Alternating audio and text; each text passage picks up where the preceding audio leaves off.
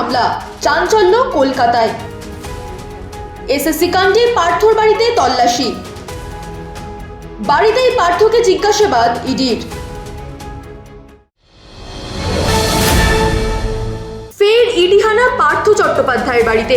SSC দুর্নীতির বিরুদ্ধে ফের প্রাক্তন শিক্ষামন্ত্রীর নাকতলার বাড়িতে পৌঁছল এনফোর্সমেন্ট ডিরেক্টরেট।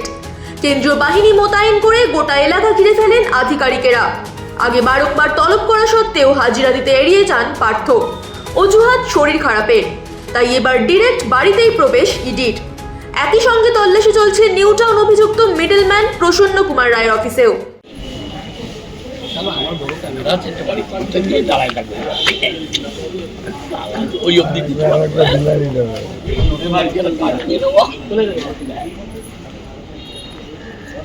আমি যাবো এখন দেখি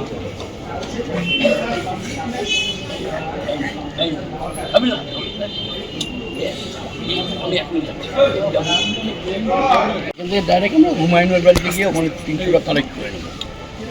300 কোটি আছে। হ্যাঁ, দাঁড়ানো কাজ করতে পারে, বস্তা নিতে হবে 2000। চেক 1 2 3 4 5 6 7 8 হ্যালো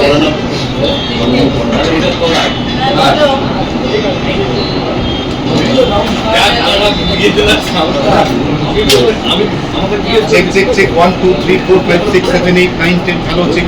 ইডি সূত্রে খবর, মুক্তি পরবর্তী আইনি প্রক্রিয়া যাচাই জরুরি হয়ে ওঠে। তারপরেও হাজিরা দিতে এড়িয়ে যান পার্থ। অন্যদিকে পুরো নিয়োগ মামলায় তলব পেয়েও হাজির হননি সুজিত বসু, তার বদলে যান ছেলে সমুদ্র বসু। 1 2 3